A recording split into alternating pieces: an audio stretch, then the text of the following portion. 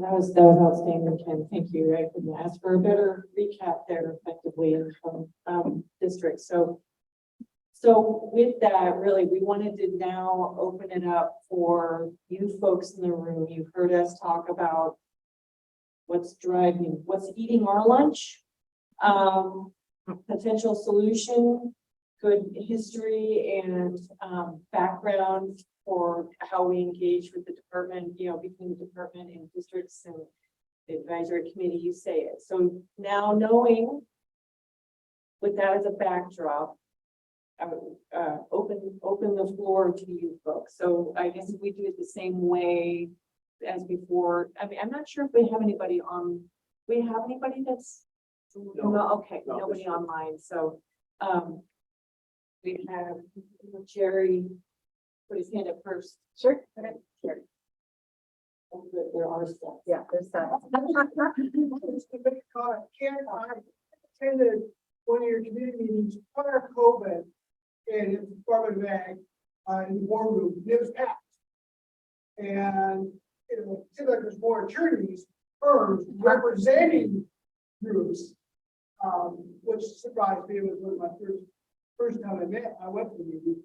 But during the presentation and after the presentation, I could sense in the room, not everybody made a comment, but I could sense a lot of nods. And what the work that you've done in the Department of Ag has done has built up goodwill. And I could see everybody was generally in consensus with the progress that was being taken place. And I'm into any meetings on Zoom. I haven't done that recently, but I'm assuming that's continued today. Would that be a correct assumption? I think that's very, very good. I think that communication and the acceptance within the group between different people, interest in the group. It's almost been the same from the start. As long as everybody has been really open with each other, and after several years in it, we invited in the point source people. They were getting, I don't know if you call it jealous or mad at us or whatever, that we were getting better treatment than they were because of the way we were handling things. We needed to say, well, Ag is a bigger user of water than they are, but they're getting pointed out because they can get measured easier or whatever. But we invited them in and they've attended on our pretty regular for a while, but they're still invited if they want to come to the meetings. They're still invited. Almost anybody can be a member of the group. Like I say, it's a very informal group. I don't think I even was elected chair to start with, but nobody's ever kicked me out since. So if they want to, they're welcome to do that. But no, I think the groups, Cattlemen, there's Farm Bureau, and all the groups, and even the environmental groups and Oregon Environmental Council has been an active member of the group. There's all kinds of different groups. Actually, the EPA, USDA has had people, Farm Service Agency, and NRCS have had people at the meetings. Anybody that's interested in ag water quality is invited. And it's the relationship. It's just like in anything else we do. The better the relationship you have with your banker, the better relationship you have with your enemies, the better off you're going to be. There's some things you can agree on, but if you never talk to each other, you'll never find it. If you get to know each other, you'll find that you got more in common than you got uncommon.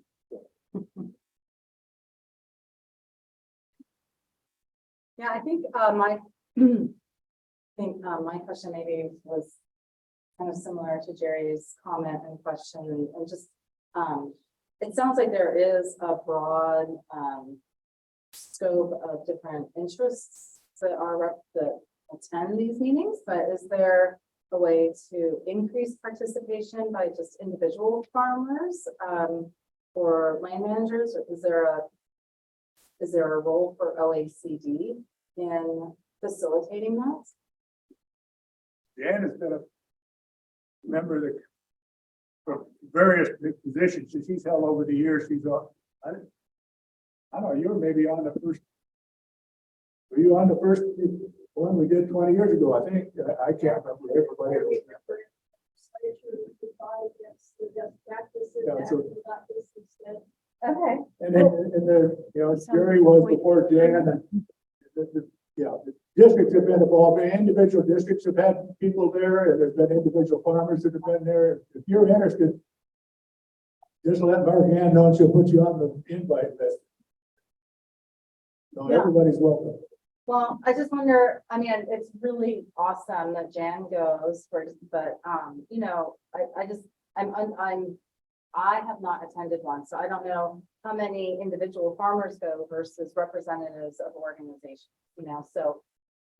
Someone from Cattlemen's Association attends, but like how many, ranchers go?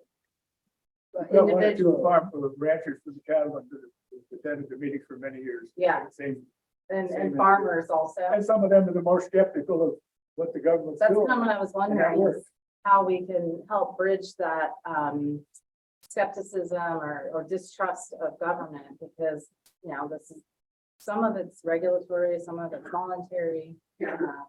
Right, to answer your question, yeah, by far it is representatives of different entities. Right. Sometimes we get individual operators who show up, but yeah, they're a minority Right. of who come, so fair statement, yeah. That's a good question. I don't have a ready answer to Yeah. that. And maybe Yeah. it's not necessary. I just thought, to help bridge that distrust, or rather to build more trust, it probably would be helpful to have individual producers attend, but But some of the commodity groups have both a staff person and a farmer. And so they're aware of it.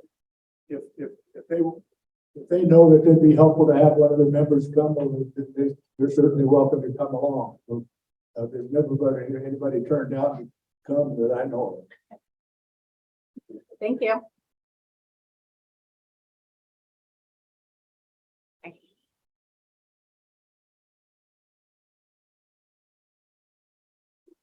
I can speak loudly if this isn't working. I'm the youngest of 8 and I'm short, so I got used to talking really loudly just for dinner. My name is Nancy Hamilton. I'm with East Multnomah, and I have a more general question. We obviously participate very closely in this program and work with Mark Ann and now Karen on a water quality work as it relates to measurements and turbidity and TMDLs. We're in the final throes of doing our strategic planning process, and NRCS has this great, it's been used, 3 or 4 people over the last couple of days have presented various versions of the principles of soil health. We can't find a comparable, accessible, plain language version for water health. And we're looking at what are the criteria beyond what our requirements are with ODA and DEQ. When our team is out looking and working with landowners about encouraging better water health, what are those principles? We've found some USGS language that's really technical, phosphorus levels and oxygenation. That doesn't, people don't understand what you're talking about when you use those words. So I'm curious if there is a comparable sort of pithy list like we have for soil health, the principles of soil health. And to be asked, are you different than state water quality standards?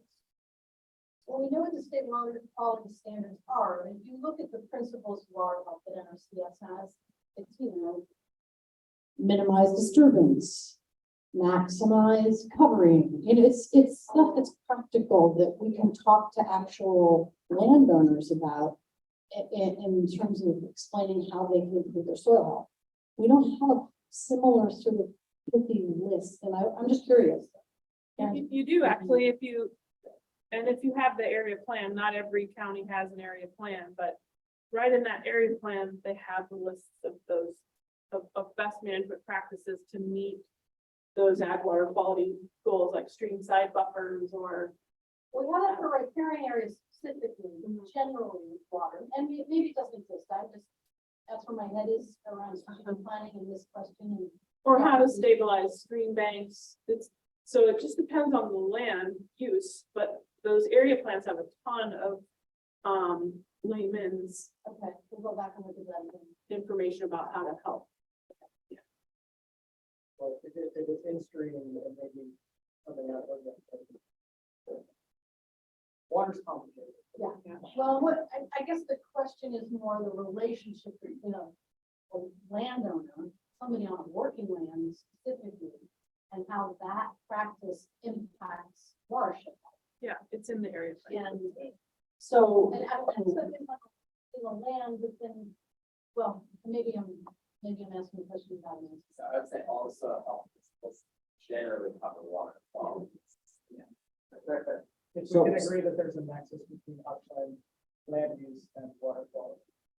Yeah, I get that. Okay. Yeah, I think perhaps another way of approaching this is sometimes we need to get outside of our technical space and how we sell Yeah. conservation to our customers. Clean air, clean water, just some basic principles so they get a grasp of what the goal is.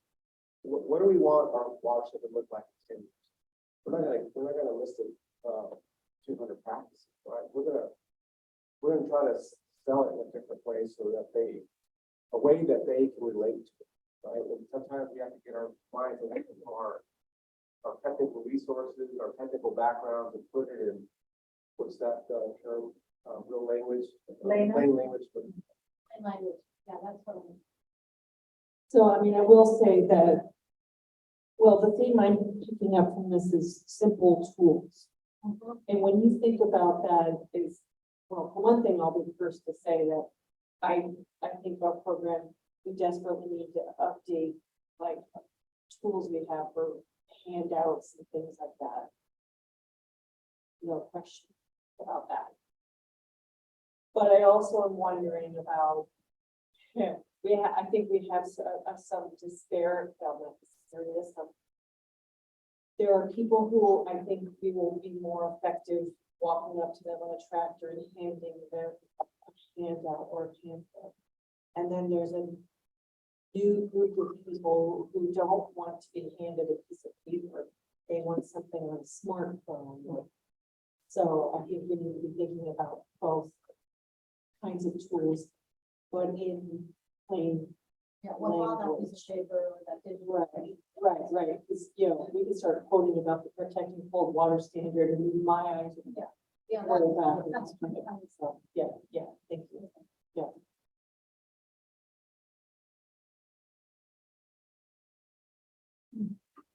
Thank you. I just quickly like to agree with that. I think like our ag water management plan is rather approachable, but it's not a one figure, it's not like that. So that we would need to adapt things to fill that role. An infographic. I guess so, yeah. On the board. Yeah. I like the one. Other people aren't really that, so. I'm Alan Tradition. I'm here from the Lincoln Soil and Water Conservation District. I was just, my interest piqued by your discussion of revising the MOU with DEQ. We're right in the middle of a sort of combined, a lot of stuff going on in the upper Uclina Basin, sub-basin, our area. We're doing a TMDL and finalizing that, it's draft form, and then also we have a concurrent SIA there, and NRCS is doing SIS. I think that's the acronym.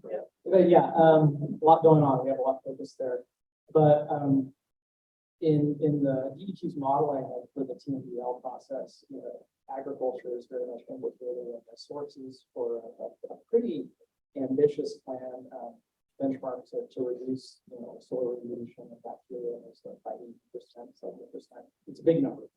But a lot of the producers have questions about the accuracy of those assumptions and that model. And I'm not well prepared to weigh in on that because it's not my bailiwick. But if we are going to hit those, my question is thinking forward into the implementation of TMDL, ODF and W does their thing, and Department of Forestry do their thing well, ODA, the district do our thing well, and we still don't meet those benchmarks, you know, whose responsibility is it going to be? I can zoom in with Google Maps and find a tax lot within the sub-basin that's like a rural residential tax lot, a little bit of like non-commercial ag going on, with some forests, you know, woodlot activity going. It's very complicated, that nexus of all the agencies for water within a single tax lot or a single sub-basin. So I guess my hope is that the MOU might help delineate ahead of time whose responsibilities are going to be, you know, under various outcome scenarios and like the TMDL process that are happening in our state, so that there's not so much confusion. You know, all of the agencies and the local partners like our soil and conservation district kind of like pointing at each other as to whose responsibility if we do not meet these benchmarks going forward. That's a really good comment. And, yeah, I've got to be careful with my wandering and you back up deeper. Trying to be succinct here. I pointing fingers, I don't think is helpful in that conversation. And at the end of the day, for ODA and our relationship with you folks, is that we are responsible for agricultural lands. So let's do our job in agricultural lands. And that's part of the reason I'm glad you're bringing this up. We're starting to get into the meat. Unfortunately, we have to get our time here, getting close to that, where I really want people to start thinking about is, and I'm looking at you. I didn't introduce Rob Hughes. I'll put you on the spot. He's 2 days old. Aw. He's our new monitoring specialist, Ellen Hammond's former position, in case you're wondering. So, the reporting and monitoring is going to be a critical part of this, because to answer your question, our monitoring strategy talks about different forms of data to support how we talk about our program. It talks about inputs, outcomes, outputs, and then short and long-term outcomes. And short and input is like technical assistance to a landowner. And output, say, is a rectangular fence. An outcome then, short-term, would be more riparian vegetation, with the gold foil star standard of where we'd like to be, is the long-term outcome of having the temperature or turbidity or whatever the case may be, then achieve what the TMDL allocation is. However, to help with the conversation of when have we done enough? That's why it's important to talk not just about the gold foil shiny star part, which is the in-water column information. If we can say we have the right, we've done this much effort, it has resulted in this many outputs, and the conditions on the landscape look like this. Therefore, if we're still not seeing the results in the water column, then it's what would you have us do? That's why it's important to me to have all facets of that reporting mechanism, because if we still don't get out at the other end what the modeling said we should get, then you just say, okay, then we're out of tools, we're out of options. What is it would have us do? So that's where we're coming from with that perspective. It is a more informed and fully fleshed out conversation than just the in-water column information. I can't resist follow-up comments on that. I was waiting, you're so late. So, on the, under the Clean Water Act, TMDLs are a central mechanism of it, but the whole thing starts with an assessment of are you meeting water quality objectives, then TMDLs are developed and implementation plans. And then if you do those implementation plans and you don't achieve it, then you go on a list if you're not achieving it, and the whole cycle starts over again. So it will continue to come around in a loop of different things that are coming over, but it takes a very long time to run those whole cycles. But it brings up a big question to me, as TMDLs start becoming more and more prevalent throughout the state, and this cycle kicks in, how is that going to influence it? Because if that regulatory mechanism of the Clean Water Act becomes more and more prevalent, and the checking and did we actually need it is going to get tested over time. And I think that with a lot of the TMDLs in the state so far have been with conventional parameters that we're used to dealing with, coliform, temperature, and a lot of our practices are used to dealing with those, and we kind of know what we have to do. It's a matter of, do we have enough resources to actually make a difference and make enough changes on the ground? But we're seeing more and more TMDLs that are new and different and foreign to us. Take the Mercury TMDL in the Willamette Valley. And that's going to come out, and it will probably put an allocation of mercury to non-point source areas. And are we prepared to start dealing with mercury in non-point sources? And we don't know how we're going to deal with that and what are the implications. And over time, the Clean Water Act is set up that we're going to start seeing more and more exotic TMDLs like mercury, and how that influences soil and water districts and the work we do is largely unknown. Let me counter that. So we already have a load allocation. They're big, right? Load allocation For Mercury TMDL, I mean, that's done. Where it's anywhere, depending on the sub-basin you're talking about, 80 to 95%. Honestly, take that number and just set it aside. I find, personally, I don't find, I have spent many years of my life trying to work through arguing, modeling, and things like that. I can't tell you folks what to do. You can keep doing that. It has not been a productive conversation. To be honest, I have yet to see the outcomes of TMDL modeling significantly affected by stakeholder feedback. I'll be honest, and I don't mean that in an adversarial sense. I really don't. I put myself in DEQ's shoes. If I was told, go make a model to estimate mercury and getting down, because it comes down to fish tissue and human consumption is what's driving that ultimately. To make a model that talks about how much erosion causes me to be poisoned by my fish. Yeah. That's, so even though you can argue the fine points of a model like that, I would say that's, if you're in research, great. But we on the people on the ground need to talk about the pragmatic stuff. Mercury, it's exotic. It comes from coal plants in China and a little bit within the United States. Sure, it's erosion. For us, it comes down to not getting dirt in creeks. So we have to take these things that feel new and make them not feel as exotic.